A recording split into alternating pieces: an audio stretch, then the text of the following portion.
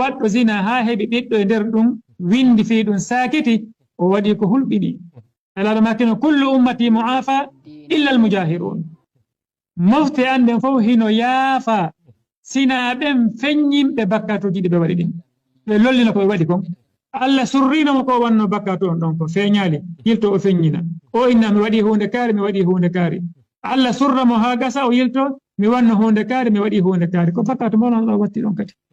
ɗum wattake haray ɓeɗo ko sonnaɓe landi haray e inni wo gorejo maɓɓe on ko o fanɗuno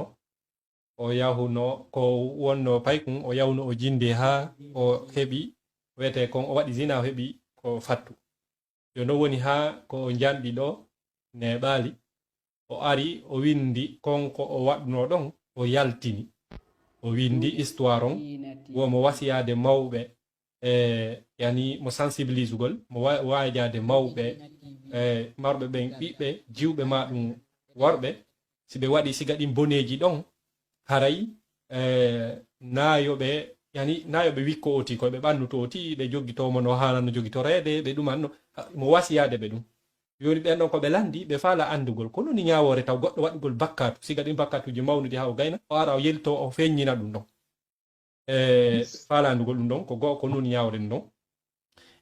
ko honnon kadi on marɗon ko wasiyoɗo mawɓe ɓen e fee ɓiɓɓe maɓɓe ɓen surtout e téléma siga ɓen himɓe ara ɓe yaltina ɗin ɗon ɓay woɓɓe bo si hii ɗum ɗon ɓe ara ɓe sikka ɗum no wawe waɗede ɓe anda ɓen ko ɓuri ko hande fayɓe ɓen koko siga ɓen yalta ɓe wola siga ɗin haalaji ɓe jokkata yon ko ɗum wasiyoto ɗon e suka ɓen e jiwɓe ɓen kañum e paykoy ko fof noon ɓe landori landal maɓɓe ngal barakallahu fikum barakallahu fikum haray gogo on andintinen ko koynete zina gorko wonde e debbo ma debbo wonde e gorko hara dewgal ala hakkunde maɓɓe ko zina hay simo kala ɓe hino yiɗi hino jaɓi ko zina koko harmi